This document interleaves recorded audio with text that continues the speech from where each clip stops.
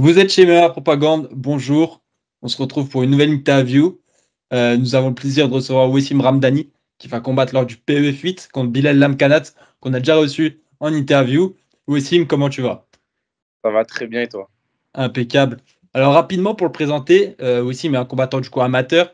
Il a un palmarès de 7-1 sur Tapologie mais 8-1 tout confondu. Et il s'entraîne du coup à la comité team. Euh, Avant de commencer, est-ce que tu peux nous expliquer comment tu as découvert le MMA et qu'est-ce qui t'a fait te lancer dans ce sport? Bah alors déjà moi le MMA c'était pas, enfin je faisais ça juste pour le loisir, tu vois. Après petit à petit j'ai commencé à m'entraîner de plus en plus, j'ai commencé à aimer de plus en plus et tout. Donc je me suis entraîné jusqu'à un jour ça m'a proposé un combat, je me suis dit vas-y pourquoi pas tester quoi. Et ça s'est très bien passé et de là j'ai kiffé combattre et maintenant j'enchaîne. Voilà. Et t'avais aucun background dans aucun autre sport de combat? C'était vraiment comme ça le J'avais MMA directement? En fait, j'avais fait, bon, ouais, j'avais fait quoi? 2 mois de judo, mais c'était juste comme Ouais. ça, tu vois? Mais en soi, non, j'ai direct commencé par le MMA, directement. Ok. Ok, intéressant. Et du coup, en tant que combattant, comment tu te définirais comme un combattant plutôt assez complet, un striker, un lutteur, un grappleur? Alors, on va dire que je suis assez complet. Après, en combat, ce qui m'aide le plus, on va dire, c'est plus, mon explosivité, ma force et mon striking. Enfin, c'est ce qui marche le plus, ce qui m'aide à gagner mes combats en général. Mais, je suis tout autant complet, en lutte, au sol, partout, quoi. Ok. Du coup, avant de parler de ton prochain combat, Ouais, j'aimerais revenir sur ton dernier, celui qui était du coup à c'est Ultimate ça, Cage, ouais. pardon, contre Ethan Forez. Est-ce que tu peux nous parler un peu de ce combat-là? Et est-ce que c'est pas aussi une motivation supplémentaire de savoir que Ethan Forez, du coup, il combattra sur la même carte que toi pour la ceinture? Ouais, c'est vrai. Bah, surtout qu'en plus, là, il avait mis un beau KO il y a pas longtemps au PEF, Ouais. sachant que bah, je l'avais battu 3 semaines avant. Donc, c'est vrai que ça m'a, entre guillemets, motivé à encore plus combattre au PEF, quoi, du coup. Parce que, ouais, j'avais fait un beau combat contre lui. Franchement, je trouve que j'avais fait une bonne prestation. J'aurais pu le finir, mais c'est le petit bémol de mon combat, c'est que justement, je l'ai pas pu le finir. Ah, Mais c'était ça un va, combat engagé, hein. Franchement, c'est c'était ça, ouais. un beau combat. Ouais, franchement, ça va, c'était une bonne prestation.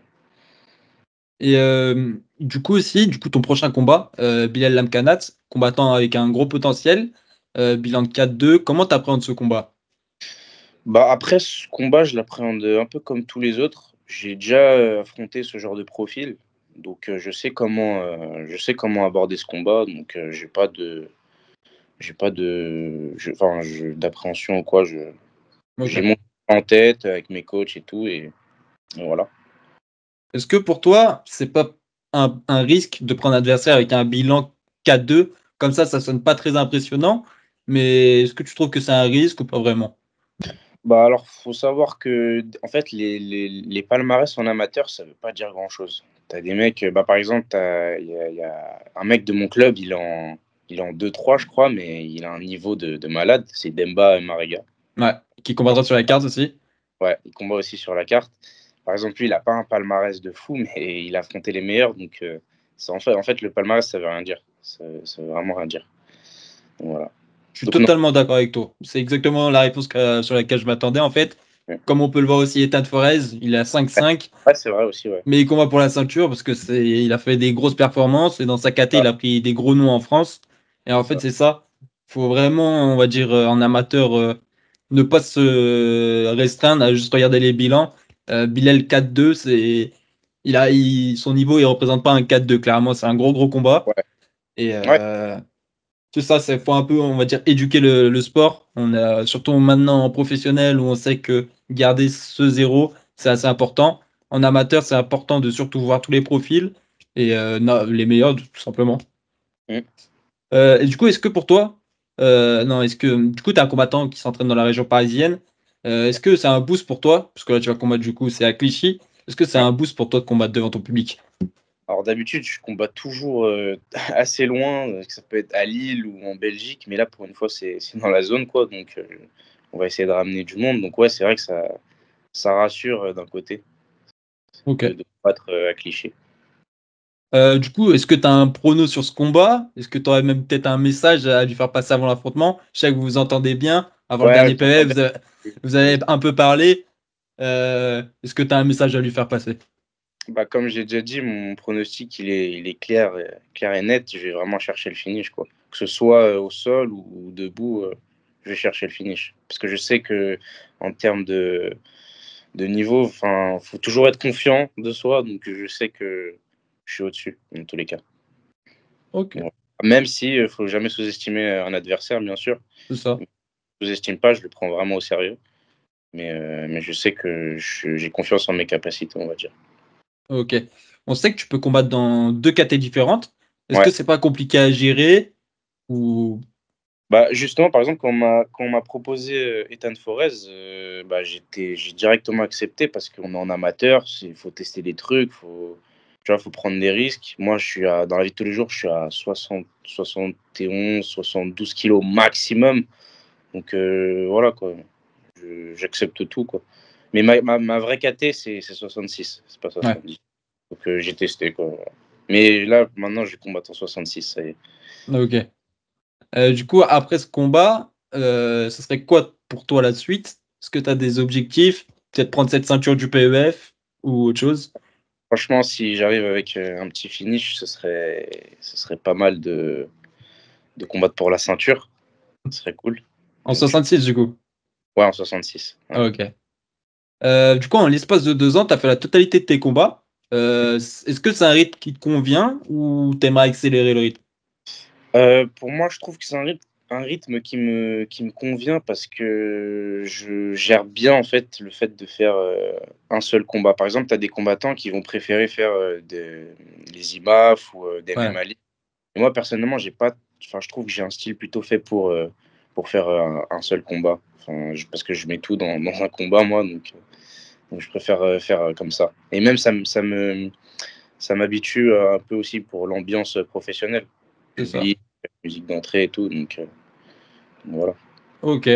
Du coup, t'as répondu un peu à la question qui suivait. Est-ce qu'un passage au championnat d'Europe ou du monde IMAF, c'était une option envisageable? Pas vraiment, du coup? Ça peut enfin, c'est un truc que je pourrais faire, mais c'est pas un truc qui m'intéresse plus. Moi, Ok. je veux faire mes combats en amateur, essayer de prendre les meilleurs si je peux, et ensuite passer en professionnel le plus rapidement possible, quoi. Ok. Et du coup, pour toi, le format gala, on va dire, Ouais. ce qui se passe en professionnel, c'est important de passer par cette étape Pour moi, pour il un faut amateur. c'est presque obligé parce que tu peux pas faire que des MMA League et ensuite passer pro. Ça va pas. Faut au moins faire au moins deux trois galas pour avoir l'ambiance, tu vois. L'ambiance aussi de la pesée la veille. Bon, là, je sais que PEF, c'est pesé le jour même, mais Ouais. il y a d'orgas où d'organisation, c'est la pesée la veille, donc ça change totalement la donne.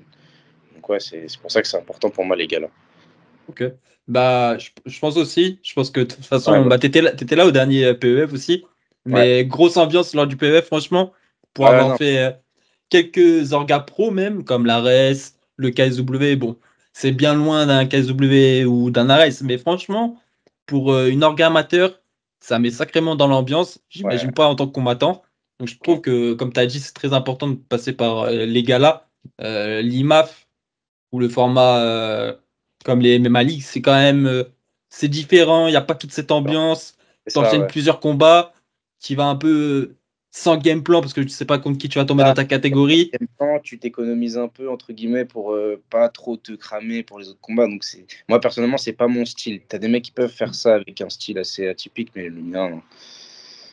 Ouais, je suis totalement d'accord. Je pense quand même que c'est important, surtout, on va dire, sur peut-être les 5 premiers combats amateurs. Faire des MMA League, c'est pas mal. Ouais, ouais, ça peut, ouais. Bon, par contre, Pour avoir une ouais, expérience assez rapide.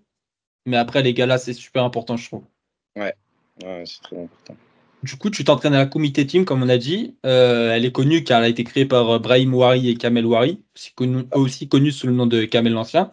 Est-ce que tu peux nous en parler? En France, elle est assez peu connue ou peu de personnes en parlent en tout cas. Est-ce que tu peux nous parler du coup de l'importance du rôle de Kamel et Brahim pour toi? Bah alors déjà, c'est une salle qui date d'il y a très longtemps. Enfin, elle date. Le MMA, c'était même pas connu et enfin, c'était même pas légalisé. Personne connaissait le MMA et pourtant ça en faisait là-bas, quoi. C'est un club qui t'aide beaucoup. Et Kamel et Brahim, c'est des gens qui sont tout le temps là pour moi. Ils sont très investis dans les carrières des combattants amateurs là-bas. Donc je suis pas le seul, il y en a d'autres aussi, comme Ahmed Ouari, Adam, et d'autres, quoi. Donc, Et du coup, on peut s'attendre à voir des gars sortir d'ici peu de cette team, briller, on va dire, sûr, en c'est sûr, France. c'est sûr. Ok, bah alors, j'ai terminé sur les questions un peu sur toi, sur le MMA, tout ça, mais là, c'est plus sur tes goûts en termes de MMA, vraiment. C'est qui tes inspirations en termes de MMA, combattants préférés? C'est qui en ce Ah, moment bah, actuellement, on va dire, vraiment mes combattants où je m'inspire limite, c'est des gens des combattants comme Topuria, par exemple. Topuria, personne n'a vu un style comme ça à l'UFC. Et même, on voit pas ça partout. Un mec qui boxe bien comme ça, qui a un sol comme ça, qui est dur, c'est rare. C'est Ouais, vrai. ouais, Actuellement, c'est vraiment celui qui ressort beaucoup. Il y a beaucoup de gens qui essayent de s'inspirer de son style. ouais, ouais. C'est assez impressionnant comment il est arrivé à l'UFC comme une sorte de petite météorite Ah, c'est ça. avec son style. Il fait très peu de choses. C'est pas celui qui va te faire commencer à te faire des spinning back kicks ou quoi. Mais le peu de choses qu'il sait faire, c'est parfait. C'est chirurgical. Ouais, Donc, c'est ça. ouais. Et aussi ensuite, s'il y avait un combattant, toute, toute génération confondue, que tu aurais Ouais. pu mettre dans la cage face à toi, ça serait qui? Hmm, ça, c'est une bonne question, ça. Déjà, moi, il me faut un mec qui fasse le show, genre, tu vois.